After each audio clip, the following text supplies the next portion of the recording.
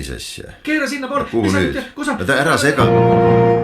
Juht ristteel. Juhtimiskoolitajad Aili Nurmeots ja Ruti Einpalu arutavad, kas keerata vasakule või paremale, põhja või lõunasse või muidu võid sattuda tupikusse. Jälgi päriselu juhtumitega juhtimispodcasti. Juht ristteel. Tähelepanu, tegemist on päriselu juhtumitega. Enne pimesi kasutamist soovitame järele mõelda. Kaebuste püsimise korral või kõrvaltoimete tekkimisel pidage nõu Ruti ja Ailiga. Juht ristteel.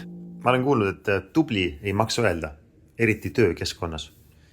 Viimasel ajal olen märganud, et jätan kiituse üldse ütlemata, sest ma lihtsalt ei tea, kuidas öelda. Kuidagi ei taha teistele ebamugavust tekitada. Oma elust on mul hästi meeles, kuidas mulle lapsena öeldi, sina oled meil tubli, saad kõigiga hakkama, tee see asi ära. Kui keegi täna taolise suhtumisega mulle läheb, siis mõtlen küll, et mis asja ta nüüd tegelikult tahab. Tere, hea kuulaja! On uus päev ja me oleme jälle siin Rutiga ristteel uusi lugusid lahti arutamas. Tere ka minu poolt. Ja täna on meil siis järjekorras Janne lugu ja Janne küsib kiitmise ja tunnustamise kohta ja mainib kohe alguses ka siin oma lapsepõlve kogemust. Ja mulle endal tuleb kohe meelde sellega oma kogemus, kus ma mäletan, et kui mu ema õppis õega ja mina istusin laua peal seal ka, tahtsin ka kuidagi asjaline olla ja sain siis emalt kogu aeg kiita, et oi kui tubli, et sul on juba meeles, aga ära nüüd enam rohkem vastuseid ette ütle. Ja mina sain sealt nagu kuidagi selle tunde, et ma olengi tubli ja ma saangi ise hakkama ja ka siis, kui mina hakkasin ise õppima, siis ma abi ei küsinud. Ja sealt ma arvan, et kuskilt see minu see ülefunktsioneerimise muster ka on alguse saanud, millest me juba siin mingis osas oleme rääkinud. Ja see on siis see liigne vastutus, eks ole? Ja see on see liigne vastutuse võtmine. Et mina olen tubli, mina saan hakkama, mina ei eksi, mina teen kõik ära. Ja mina abi ka üldse ei vaja, mina olen nii tubli. Juba tuli see, mina olen nii tubli. Aga Ruti, mis sinu kogemused on? No kui ma mõtlen selle tubli asja peale, siis mulle kõigepealt tegelikult meenub ikkagi minu nende koolitööde all selline ilus viis. Ja mulle see meenub mulle nii, siis ma mäletan, et meie õpetaja ei kirjutanud püsti, vaid ta kirjutas nagu kaldkirjas. See viis oli alati selline ümmargune ja ilus ja mõnikord sinna alla, viia alla oli veel kirjutatud kaldkirjas niimsi tubli ja hüüumärk. Ja see on mulle hästi meeles. Ja sellega seondub mul see lugu tegelikult, et kui ma olin väike ja ma läksin esimeste klassi, siis mu ema ja isa üllatusega avastasid, et ma ei oskagi lugeda. Ma oskasin lugeda ainult 3-tähelisi sõnu. Ja see oli natukene nagu ikkagi nendele kuidagi nagu häbi asi võibolla. Ja siis, kuna mu isa oli sellel ajal haigusega kodus, mitu kuud, siis ta hakkas minuga alguses õppima ja ma mäletan väga hästi, kuidas ma tahtsin sellest lahti saada, et ta minuga õpib, ma ei tahtnud, et ta minuga õpib ja siis ma saingi aru, et ainukene võimalus on neid viisi ja neid tublisid sinna saada. Et siis isa jätti sind rahule natukene. Lõpuks rahule. Ja ma tegelikult ju ei saanud üldse aru, nüüd kui ma hiljem olen selle peale mõelnud, siis et mis see tubli või viis siis tegelikult tähendas, ma arvan, et ma tõlgendasin seda kogu aeg nii, et ma pean mingisse raami mahtuma, mis oli ette antud. Ja et ma sinna raami mahun ja ma siis üritasin ennast sinna kogu aeg sobitada. Jah, ma arvan, et eks minu lapsepõlve kogemus on natukene nagu sama, et kui juba kiidetakse ja ikka korduvalt kiidetakse, siis nagu tekibki see ootus ja tunne ise endale, et nüüd ma peangi kogu aeg juba tubli olema. Et peab kogu aeg sellest latist üle minema, täpselt ei tea ka, mis see latt on. Ja tekib selline nagu isegi, mäletan, kuidas sinu sellega oli, et kas oli ebamugav ka, kui nagu teiste ees kiideti või? No võt sellega mul ei ole, kas sul sellega on endal mingi seos? Ja minul tuleb, et ma mäletan jälle seda, kuidas, kuna ma ikkagi olin selline väga iseseisev ja ise hakkama saaja laps, siis isegi mingitel hetkedel mul on ikkagi isegi praegu väga piinlik sellest rääkida, kuidas ma mäletan, et mul ema on öelnud nagu seda, et sellest, et temast saab ikkagi Eesti president kunagi. Sinu kohta, ja päris piinlik lugu. Okei, aga meil on veel aega. Ja nii, et ühesõnaga see kiitmine on ikka päris ebamugav ka. Et sa tunned lihtsalt seda ebamugavustunnet teiste ees, eks ole. Ja. ja no mul seoses sellega tuleb ikkagi see mälestus näiteks, mida ma isegi praegu võin teha, kuigi ma olen seda õppinud, et näiteks on külalised, on mingi hea toit, nad ütlevad, ohoo, kui maitsev ja siis mina kuulen ennast ütlemast, tegelikult mul seda komponenti ei olnud ja seekord mul ei tulnud tegelikult hästi välja ja mõnikord ma võin näiteks niiviisi teha, et toon toidu lauale ja ütlen, täna mul ei tulnud üldse välja, on ju. Just kui tegelikult siis nagu, et öelge nüüd mulle, et ei, tegelikult see on ikka jube hea, on ju. See on natuke kiituse välja norimine, on ju. Tuttav tunne. Ja, kuigi ma nüüd ikkagi püüan sellest üle saada. Aga töö kontekstis on vist ka ikkagi ju niimoodi, et ja ma mäletan, et on olnud mingisuguseid olukordasid, kus ma olen tõeliselt siis nagu kiitnud kedagi, et väga hästi tehtud, et sa olid ikka väga tubli, et sellega said nii hästi hakkama ja siis olen kuulnud tagasisidet, et no jaa, et kiida lolli, siis loll teeb tööd. Kiida loll rabab. Ja, midagi sellist, et küllap sa, et mingisugune nagu tagamõte justkui, et küllap sa ikkagi tahad minust veel rohkem saada, et sellepärast sa kiidad mind. Natukene nagu see tunne. Mul tuleb töö juurest üks selline näide veel meelde, et siis selles aegade hämaruses, kui ma töötasin Hansapangas, eks ole, ja tollel ajal, praegu ma mõtlen päris nagu naljakas, ma enam sellise asju kindlasti ei teeks, eks ole, aga et müüjate edetabelid olid ju.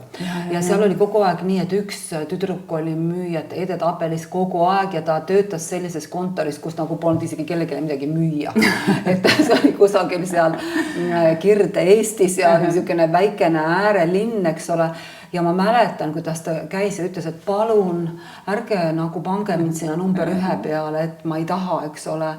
Ja ilmselt kõik need samad ebamugavustunded ja mis iganes, võib-olla see pole õiglane ja ma mäletan, et tollel hetkel ma ei saanud sellest aru. Täna ma saan väga hästi aru selle inimese emotsioonidest, miks ta nii arvab ja üleüldse, et see ei ole mõistlik, eks ole. Seepärast, et kui need seal 3 inimest on eesotsas, siis tegelikult seda tagumist otsa üldsegi ei motiveeri pingutama, eks ole. Aga, et sellised asjad. Ühesõnaga, meil on nagu nii palju erinevaid lugusid selle kiitmisega seoses, aga et mis asi selle kiitmisega siis nüüd ikkagi on, et miks ta toimib, miks ta ei toimi või mis asi selle kiitmisega on? Et kõigepealt ma tahaks rääkida natukene terminoloogiast ja tegelikult ikkagi sellest, et siin on päris palju segadust ka käitumisteadlaste ja psühholoogide hulgas, et mis termin siis tegelikult, mis asja tähendab sisuliselt. Üldiselt siis on kasutusel selline termin nagu hinnanguline kiitus, ehk siis seesama kiitmine, millest me oleme täna rääkinud. Ja tegu on siis tegelikult sellega, et ma ütlen teise kohta midagi. Ma annan teise kohta mingi hinnangu ja välja näeb see nii, et Aili, sina oled tark, eks ole, sa oled ilus, on ju, sa oled tubli.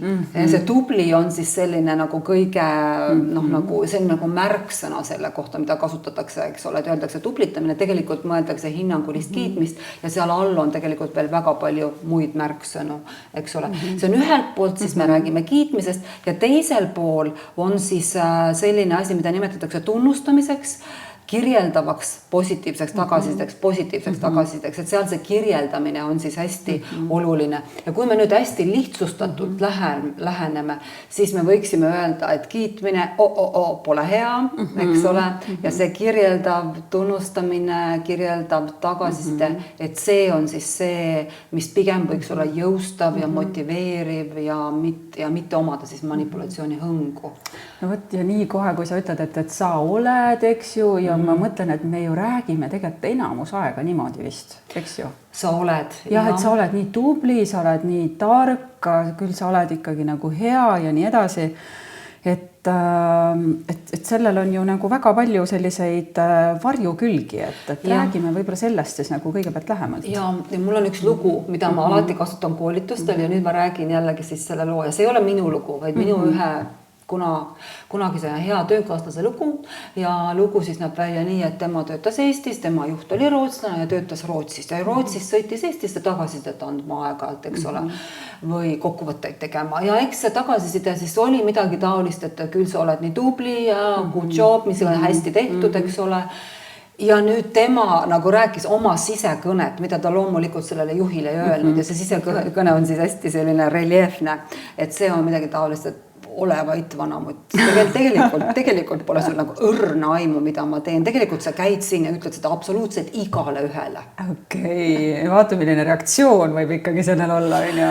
Ja no see näitab nagu ülihästi, mida tegelikult sa oled tubli või mis iganes analoogne kiitus siis teha võib, et ta tundub meile lihtsalt nii anonüümne ja nii üldine, et ma ei tunne ennast ära. No ma mõtlen, nüüd sa tead, et seda tuleks öelda, umbes käisid kusagil koolitusel, nüüd ütled seda igale ühele, kuule, ja see ei tundu nagu ehtne ja aus, eks ole. No jah, ja see taga võib jälle olla nagu natukene nagu see varjund, et ta äkki tahab must jälle midagi saada, et ta ütleb nagu seda kuidagi nagu nii moe pärast kõigile selleks, et ta tahab, et me kõik teeksime nagu paremat tööd või?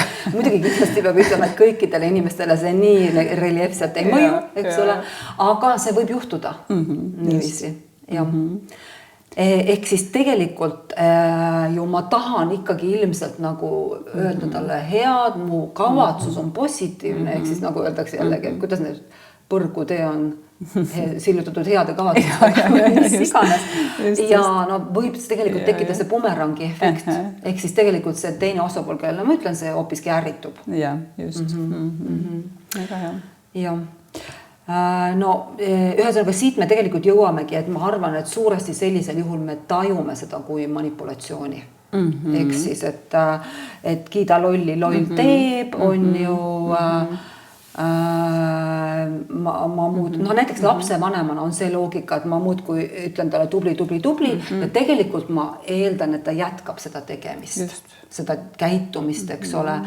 Et ma justkui teda tublitades siis kinnistan tema teatud käitumist, et kui ma ütlen tubli, et sa nagu mis iganes, siis ta äkki teeb seda veel ja veel ja veel. Mõneti nagu ju ka õige loogika, aga lihtsalt võiks nagu vist kuidagi teistmoodi seda siis väljendada, on ju. Et kui me oleme tagasisidet, et see ongi see käitumine, mida me ootame, siis ju nagu... Et jällegi heade kavatsustega ju tehtud, aga mis seal võib siis tegelikult juhtuda on siis see, et laps tegelikult üldse ei saa aru, mis see tubli on. Ja nüüd on siis see, et tas tekib tegelikult nagu sügav soov kogu aeg olla tubli. Kogu aeg ületada seda latti, mis on pandud nähtamatuna tema ette, eks ole. Ja nüüd võib juhtuda teatud inimese tüüp, teatud lapse tüüp, aga täiskasvanu tegelikult see võib ka juhtuda. Et kuna ma kardan, et äkki ma ei ületa seda latti, siis ma parem enam ei teegi. Ehk siis ma loobun enne, kui ma hakkan üldse proovima. Või siis on see teine äärmus, et tekivad sellised perfektsionistlikud kalduvused, et ma nagu pingutan ja need see tubli tüdruku sündroom on, või siis ka tubli poisi sündroom ilmselt võib olla, eks ju. Et ma lihtsalt pingutangi nagu nii palju, mis ei olegi, või isegi liiga palju, et see pole nagu üldse nagu vajalik nagu mingites kontekstides. Ja no igal juhul on see, et see kiitus on siis väline motivaator, see ei ole minu enda sees, et minu enda sees nagu ideaalis võiks olla see, et ma olen üks tubli inimene, ma üritan saada paremaks, ma pingutan, ma teen neid asju, mis mulle meeldivad, ma pingutan olla parem, eks ole, aga nüüd see siis teeb seda, et keegi teine ütleb mulle, kas ma olen piisav, kas ma olen pädev, kas ma olen küllalt hea, eks ole. Ehk siis see sisemine keskus liigub nagu väljapoole ja sellest hakkab sõltuma tegelikult minu enesehinnang. Ja ma tahan kogu aeg keegi ütleks. Ja. See tuletab mulle kohe meelde siin erinevaid lugusid ju coachina, kui töötame üks-ühele klientidega, et kui on see see väline kinnituse ja selline tunnustuse vajadus on nagu üsna kõrge, et siis reeglina tegelikult nendel inimestel on nagu väga suur soov nagu selliseid suuri asju ära teha, nad on tegelikult nad nagu tahavad nagu väga palju teha, aga see enesehinnang kipub olema nagu natukene võib-olla natukene nagu madalam ja siis nad nagu ise endale seda tunnustust ja kiitust nagu väga palju ei jaga ja ootavad seda nagu väljapoolt, et siis me tegeleme sellega, et kuidas see sisemiselt hakata ise ennast nagu kuidagi tunnustama. Ja see on hästi ilmne siis tegelikult, et seda sihukest head baasilist sügavat enesekindlust ei ole ja ma otsin kogu aeg maailmas sellele kinnitust ja kui ma tegelikult ei saa või näiteks keskkond muutub ja seda ei tule nii palju, siis tegelikult see lükkabki mind nagu kas just depressiooni, aga igal juhul kehvemasse olukorda. Ma vajan seda. Kusagilt väljast ma vajan kinnitust. Ja me tegelikult hakkame mõtlema seda, et see, et ma olen nagu mis sõna see nüüd võiks olla, et see, et ma olen nagu inimene, see ei sõltu sellest, kas teised inimesed, et kas ma olen okei inimene, kas ma olen piisav, ei sõltu sellest, kas teised seda ütlevad, vaid see on minu sees olemas tegelikult minu sünnist saadik kogu aeg. Just, ja no vahel võib selleni ikka päris pikk tee olla, et jõuda selleni, et ma olen okei sellisena, nagu ma olen, ilma et ma vajaksin seda välist kiitust ja isegi võib olla, et see väline kiitus võib tekitada nagu teatavat nii-öelda sõltuvust vist on ju. Nojah, ja seega siis sõltuvuste ravi ei ole lihtne, eks ole. Kusjuures ma pean ütlema, et mul on need lapselapsed ja siis ma nagu väikeste lastega see tubli tuleb nagu nii iseenesest, eks ole. Aga üks mõte on veel, mis selle tubliga veel kaasas käib, on siis see, et ta võib olla patroneeriv, ehk siis nagu vanemlik. Et kui ma ütlen, et keegi on tubli, siis just kui mina tean, et keegi on tubli. Ja mida ma koolitustel alati ütlen, et ma ütlen, et no loomulikult sa võid ju seda tegelikult ikkagi kasutada, kui sa tahad. Aga ära sa jumala pärast seda tee nii, et kui sa oled noor ja sa ütled vanemale inimesele, eriti veel kui sa ütled autoriteedile, mul on hea näide ka, et kui ma kunagi töötasin Arvo Pärdi keskuses, siis oli nii, et kui Arvo tuli meie juurde, siis ta võis öelda midagi taolist, et küll te olete tubli tüdruku, nii hästi teinud tublit tööd ja me kõik sulasime nagu šokolaad. Aga kujutaksid sa ette, et mina oleks öelnud, et Arvo sa oled ikka tubli, sa oled tublit muusikat kirjutanud. See nagu kõlab nagu võõrkeha nagu täiesti. Nagu täielik võõrkeha, eks ole, et siit tuleb see hästi ilmsiks, et tegelikult kui ma olen soe, nagu vanem elu kogenud, siis ja ma nagu kasutan seda õigesti, siis see võib täitsa okei ka olla. Nii et nagu teatud kontekstis nagu siis isegi on see okei, nii et me ei ütle päriselt, et nagu see tublitamine nagu päris nagu vale on. Ja muidu me värviksime maailma ikka väga mustaks ja siis oleksime ise ka mustad plekid seal maailmas sees. Aga noh, tegelikult see võib viia ka läbipõlemisena. Kuidas, mis sa selle all mõtled? No ütlen seda, et kui see, nagu sa ütlesid, et tublid poisid, tublid tüdrukud, eks ole, et ma tahan nii õudselt seda tublit saada, ma pingutan nii palju, ma pingutan isegi nii palju näiteks, et ma võin oma sisemise väärtussüsteemiga vastuollu minna. Et tegelikult ma olen absoluutselt kindel, et pere on kõige tähtsam ja samas ma tegelikult avastan, et ma istun jälle, ma teen jälle õhtul tööd, ma jälle teen seda. Jälle ma teen seda. Ja nagu justkui oma tahte vastaselt. Ja see on vist sellepärast siis, et see kontrollkõse on seal väljapool. Just nimelt. Ja siis ma võin nii füüsiliselt kui ka vaimses plaanis, psühholoogilises plaanis läbi põleda, eks ole. Noh, seal ongi see vist see krooniline ebapiisavustunne taga, eks ole. No just. Ja mulle praegu näiteks just meenub üks inimene, kes ütles, et no mul peab olema kogu aeg telefon sees, sest minu töö on selline, et kui juht helistab mulle ka laupäeval ja pühapäeval, pean reageerima.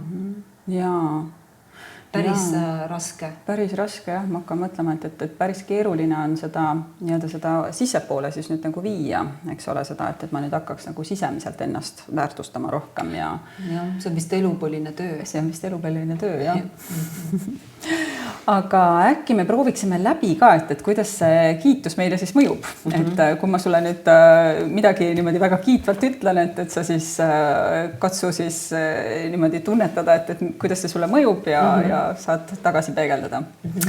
Ruti, sa olid väga tubli podcasti ettevalmistamisel.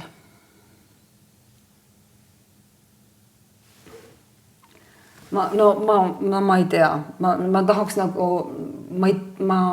see on nii mitte sinulik, eks ole, et ma nagu, see tekitab minus nii suurt segadust ja ma tahaks tegelikult öelda, et mis mõttes, et ma valmistan alati ette, ma pole midagi eraldi teinud, see ei ole minu moodi üldse tulla ette, et mis ma siis seekord tegin või mis sul lahti on. Okei, kuule, aga proovime vastupidi. Nii. Aili, kuule, sa oled ikka tubli, et sa seda podcasti teed. Et noh, mul tekib selline okei. Nagu ta nagu mõneti nagu on nagu tore seda kuulda, aga samas nagu ka selline, et nagu et nagu jälle ka natukene nagu, et mis mõttes, et nad nagu ta ei mõju nagu, et sama hästi sa oleks võinud seda ka nagu mitte öelda. Mul on selline tunne. No, aga proovime veel, ma ütlen sulle veel, et sa oled ikka, sa oled tubli. Sa oled tubli, sul tuleb see podcast, sa oled tubli, et sa alustasid selle coachi teega ja selle podcasti teega. Jälle, nagu see see kuidagi ei jõua mulle nagu, see ei jõua mulle sisse kuidagi üldse. Ma kuulen su sõnu, ma mõtlen, et sa ütled mulle midagi, sa oled tubli, et ma alustasin coach'i ja podcasti teega. No aga proovi mulle öelda, vaatame, kas ma ärritun. Proovi veel öelda. Muuda natuke midagi. Okei. Tead, Ruti, sa oled nagu mega tubli, et sa oled kõiki neid, ma ei tea, koolitusi teed ja coach'id ja sust on inimestele nii palju kasu. Nüüd ma vist juba ütlesin liiga palju. Meil ei tule. Me tahaksime näida saada ta ärritusseisundit, aga me ei õnnestu seda tekitada. Ei õnnestu vist, jah. Jah. Peaksin sulle midagi väga lühidalt siis ütlema. Ja. No hea küll, jätame selle proovimise praegu siia ühe sõnaga. Ja. Okei, aga kuidas siis tegelikult nagu neid häid sõnu siis öelda võiks nagu sellisena, et nad mõjuksid kuidagi nagu paremini ja et praegu me ju tundsime mõlemad, et nagu justkui nagu läksid nagu mööda külge maha need sõnad, et ei mõjunud kuidagi nagu tunnustavalt need, vaid lihtsalt nagu midagi ütlesime ja siis tekkis mis mõttes või et noh. Jah, ideaal oleks olnud, et ma oleks ärritunud. Ma tegelikult mõnikord näen, kuidas mõni tubli mind väga ärritab, aga praegu see ei tekkinud. Ja. Aga kuidas siis öelda võiks? Kuidas öelda võiks? No seal on 3 reeglit, eks ole, aga no hakkan pihta. Esimene ongi see, nagu ma alguses rääkisin sellest terminoloogiast, eks ole, teine, et üks oli see hinnanguline kiitus ja teine oli siis see kirjeldav tagasiside, kirjeldav positiivne tagasiside või tunnustamine. Esimene reegel on, et kui sa tahad talle midagi head öelda, kui sa tahad öelda talle häid sõnu, siis kirjelda. Kirjelda, mis asi on see, mida sa temas väärtustad või kirjelda seda, mis sind rõõmustas. Võtame mingi töö näite. Okei, proovime võtta mingisuguse töö näite. No näiteks, et eile, kui ma olin tõsiselt hädas, sa tulid ja aitasid ja istusid mu kõrvale pool tundi ja me leidsime vea ülesse. Kas see on kirjeldav? Jaa, ma arvan küll. Okei. Nii. Nüüd, teine reegel on see, et kui võimalik vähegi, ja see on peaaegu alati võimalik, siis näita, kuidas see sulle mõjus või siis ka tiimile või võib-olla ka organisatsioonile, milline oli see väga konkreetne mõju. Nii et nüüd olukord oli see, et sa tulid mulle appi, me leidsime vea ülesse. Istusime koos pool tundi. Ja see mõju siis oli see, et ma sain üle pika aja minna õigel ajal koju. Okei. Muidu ma oleksin ju istunud seal väga palju kauem ja võib-olla peast hulluks läinud ja nagu otsinud seda viga veel 3 tundi. Jah, see oli siis mõju. Ja kolmas on siis see, et kas kirjelda oma emotsiooni või siis ütle lihtsalt aitäh. No suur aitäh sulle, et sa tulid mul appi. Okei, kui sa nüüd ütleksid selle niiviisi inimkeeli ilma, et sa seda konstrueerid, eks ole, kuidas see umbes välja võiks näha? See on jah huvitav, et alati koolitustel inimesed ütlevad, see kõlab nii ebaloomulikult. Nagu Hispaania filmis, eks ole. Ja. Tegelikult, kui ma mõtlen, et mina tõenäoliselt, ma vist ise alustan reeglina alati sellest, et kuule suur aitäh, et sa mulle eile appi tulid, et sa istusid seal minuga see pool tundi ja me leidsime selle vea kiiresti ülesse. Mõtle, ma sain nüüd üle pikka aja minna õigel ajal koju. Suur aitäh sulle. Ma vist ise ütleks kuidagi midagi sellisena, et alguses nagu see aitäh ja siis lõpus ka veel aitäh, sest ma olen kuidagi väga oma olemuselt vist ka selline, ma nagu alati siis nagu rõhutan seda veel üle. Ehk siis oluline on kirjeldada seda, mida sa hindad, eks ole. Ja siis, kui võimalik näidata mõju. Ja selle mõju koha peal, muidugi kõige parem oleks, kui kuulaja tuleks koolitusele, eks ole. Aga selle mõju kohta, sest see mõju peab olema siis mulle, eks ole. Ja ma toon ühe näite selle kohta. Et mul oli coachingus kunagi väga ammu üks ehitusettevõtte juht, meesterahvas, kes on hästi konkreetne, ratsionaalne, selline pigem nagu sisukas, napisõnaline kui suure jutuga, eks ole. Ja teemaks olid siis tookord, oligi siis nagu heade sõnade ütlemine, tunnustamine ilmselt võib-olla arenguvestluste raames, aga ja ta valis välja siis ühe naisterahva ja tahtis õppida. Nii, ja ma palusin, et ta ütleks siis nagu selle sõnumi, kirjeldaks natuke. Nii, sõnum nägi välja nii, mul on hea meel, et sa oled nii rõõmus. Nii, mina kuulan seda sõnumit, ta ütles seda nagu prooviks mulle ja ma mõtlen, et nagu on ja nagu ei ole, eks ole, et no pigem nagu ei ole. Ja ütlen, et kuule, palun ütle, kuidas see sulle mõjub, kui tema on rõõmus. Ja siis ta tegi umbes sellise sõnumi. Mul on nii hea meel, et sa oled nii rõõmus, sest vaata, mina olen selline tõsine. Ja kui sina oled rõõmus, siis sa meie ühistel kontoripidudel või sündmustel aitad mul luua seda õhkkonda. Okei, noh, läks kohe väga palju paremaks. Tead, ma arvan, et sellest piisas sellele inimesele elu lõpuni. Ma arvan ka, et noh, siis ta oligi nagu selline rõõmus selline nii-öelda, kes igal peol nagu tõmbas selle seltskonna käima. No ja, et see efekt oligi sellest mõjus, et kui sina oled rõõmus, sa aitad mul luua seda õhkkonda, sa aitad mul luua seda kerget, avatud õhkkonda. Ja kui mõelda selle peale, et kui ta oleks ikkagi jäänud selle esialgse sõnumi juurde, et sa oled nii rõõmus, noh, see ikka ei ütleks nagu kohe mitte. No ja võib-olla oleks tekitanud ka seda, mida sa tegelikult tahad täpselt. Hulluks oled läinud või? Et sa tahad öelda, et ma olen kuidagi kergemeelne siin töö juures või mida sa tegelikult tahad öelda? Ja. No võt. Ja muidugi selle mõjuga on niiviisi, et mõnikord inimesed võivad öelda, et mis mõttes mõju mulle, et siis ma olen ju egoistlik, mis iganes. Ja see muide näitab, see sama asi, et inimesed vaidlevad, et siis ma olen egoistlik, et seda ma küll ei tee, et ma võin näidata mõju kellele muule, aga mitte mulle. See näitabki seda, et me seda tegelikult ei tee ja ei kasuta seda potentsiaali. Jaa, just.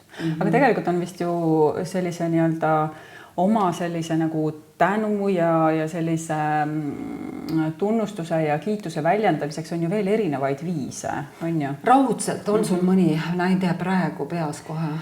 Jaa, mul nagu, kui ma mõtlen, et on ju sellised kolleegid, kes oma tänu väljendamiseks näiteks tulevad ja poetavad sulle mingi väikse kommikese lauale või siis panevad mingisuguse post-iti sulle lauale smile'iga, et on nagu neid tänu ja sellise heameele väljendamise viise on ju tegelikult veel rohkem. Ma ei tea, on sul veel, tuleb veel? Mul tuleb meelde nüüd oma tööga koolitusega seoses, et ma lasen alati inimestel kirjutada endale ise eesnime sildi trükitähtedega, eks ole.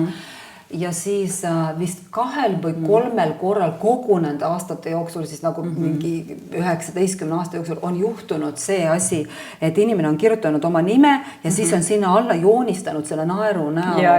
Nüüd hiljuti juhtus see ja siis ma ütlesin selle inimesele, kui sa tead, et sa oled 3. on ju selline inimene ja kui ta joonistab oma, muidugi see nimi peab ilmselt olema ka lühike, siis muidugi mahu, eks ole, aga kui ta joonistab selle naeru näo sinna alla, kui see kohe muudab kogu seda õhkkonda, täitsa kummaline. Nii on, jah. No võt. Väga äge. Jah. Jaa, aga ei tea, kas seda head sõna võib nagu siis üldse ka nagu olla liiga palju? Keeruline küsimus, et muidu võiks ju, kuna meid kõiki iseloomustab see negatiivsuse moone, aga sellest me võime kunagi teine kord rääkida, siis võiks ju minu esimene vastus oleks tegelikult see, et ei saa olla. Et ei saa olla liiga palju, aga võib-olla ikkagi saab, mis sa arvad? Jah, no mul ka esimene reaktsioon tahaks tulla, et head sõna ei ole nagu kunagi liiga palju, et see on selline nagu trafaretne vastus, eks ju. Aga samas jälle on olukordasid, kus ikkagi keegi on nagu ülevoolavalt nagu selline nagu kogu aeg väljendab oma seda tänulikkust ja tunnustab ja siis see muutub ikkagi nagu kuidagi nagu tüütuks ja võltsiks ka. Ühesõnaga, et jube oluline on ikkagi see autentsus, see ehtsus, ehe olemine ja et kui sa tegelikult ikkagi ei ole midagi head öeldes, parem ära ütle, et see peab olema ja see tuleb ikkagi nii tugevalt läbi, et see oleks aus ja ehe. Just, jaa. Aga mis teema siis ikkagi nüüd selle tubliga on, et kas nüüd seda tublit siis enam mitte kunagi öelda ei tohi või? Ma arvan tegelikult, et tohib, aga võiks küll üritada seda palju vähem öelda ja kui sa nüüd hakkad tegelikult päriselt ka proovima, et mõtled, okei, ma ei ütle tubli, ma proovin kirjeldada ja näidata näiteks seda mõju, siis saad kohe aru, kui väsitab ja kui energiamahukas see on. Tubli tuleb lihtsalt nii ühtegi nagu ajukurdu ei pea liigutama, aga siis sa pead mõtlema, et okei, mis asi see on, mida ma tegelikult väärtustan, mida ta päriselt tegi. Ja ma arvan, et aga võib teha ka nii, et näiteks kui see tubli sulle hästi kokku sobib sinuga, et sa ütled, et tubli ja sa selle pildi tegid näiteks lapsele, mulle meeldib see, kuidas sa selle punase kera siia joonistad ja seda varjutasid, vaata, see tekitab minust sellise emotsiooni, et ja niiviisi. Okay. Nii et me tegelikult tublitame sellepärast, et see on väga lihtne. See on lihtne, see on null energia. Ja tegelikult nagu mõjub nagu see, kui me ikkagi nagu paneme natukene sinna mingisugust vaeva ja mõtleme välja, mis see tegelikult see mõju siis mulle on ju. Ja, mis see mõju on ja mida ta tegelikult tegi. Eks ole? Mida ta tegelikult tegi. Et ma mäletan, mul oli kunagi üks muusikaõpetaja koolitusel ja ma küsisin, et kui sulle meeldib, et ta mängib näiteks väike viiuldaja või väike pianist, eks ole, et mis sa siis teed, on ju. Ja siis mõtlesin, mõtle, kui äge oleks, kui sa kirjeldaksid, et okei, kui sa mängisid, siis ma tundsin, et mets kuhises ja siis hakkasid puud kõvemini liikuma ja mõtle, kui sul oleks selline muusikaõpetaja. Wow. Ma arvan, et see tekitaks ikka sellise tunde, et ma olen superstaar. Ma olen looja, eks ole. Või tea, kas Arvo Pärdil oli keegi, kes talle niimoodi kirjeldas seda oma mõju, sest tema muusika mõju on ju vapustav. No ja tegelikult ta on päris palju rääkinud oma sellest esimesest muusikaõpetajast. Nii et sellel võis ollagi päris suur mõju, jah? Ja et ma mäletan seda, et ta rääkis seda, et muusikaõpetaja nägi Rakvere linna peal või oli see Paides juba, see oli Paides juba tema ema ja ütles, et Arvo ei harjuta ja siis ema ütles, et huvitav, ta kogu aeg mängib klaverit, aga ta mängis mingeid muid asju. No väga tore. Aga mul on tunne, et me võiksime siit hakata kuidagi seda lugu kokku võtma. Et mis sa siis Ruti lõpetuseks ütleksid? Mulle meenub selle koha peal praegu Marepork ja Mareporki mina pean isiklikult, võib-olla pole päris õige, korduv rõõmustamise maaletoojaks. Ehk siis ta väga palju viimasel ajal räägib sellest ja milles point on? Point on siis selles, et korduv muretsemine on meil justkui vaike säte, see on meile sisse programmeeritud, juba meie vanad esivanemad teadsid, et kui sina korduvalt ei muretse, et sul oleksid 5 aasta puud olemas, siis sina seda talve üle ei ela ja kõigele lisaks võid veel nälga ka surra. Nii, et see on siis sisse söödud muster, aga see, et me muretseksime korduvalt mingisuguse ühe asja pärast, et okei, me muretseme, et me rõõmustame täna, kui tore oli see päev, kui hästi lilled lõhnasid ja et me suudaksime seda meenutada ja ikka ja jälle, et seda me ei tee. Ja et seda me võiksime tegelikult õpetada oma aju tegema. Ja neid samamoodi me võiksime tegelikult õppida ka häid asju ütlema.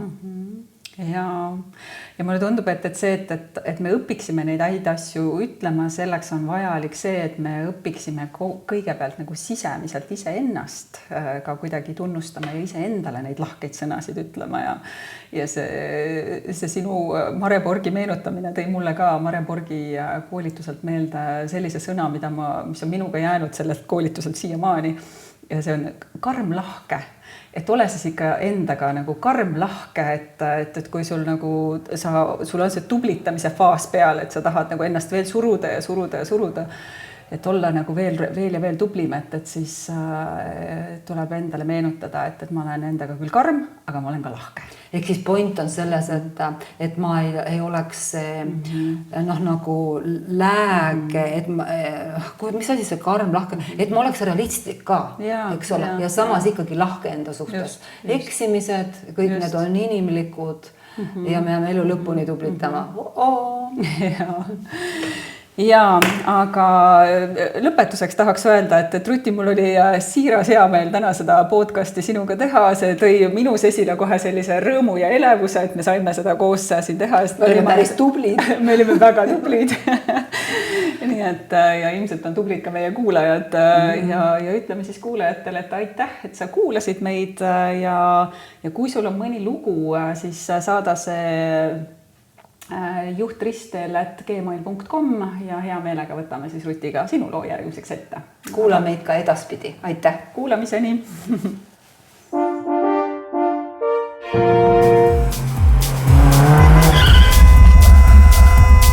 Oota, mis asja? Keera sinna poole! Kuhu nüüd? Ära sega! Juht ristteel. Juht, kui soovid, et sinu juhtum ristteele asetatakse ja talle õige suund leitakse, saada oma loo kirjeldus e-mailile juhtristeel@gmail.com.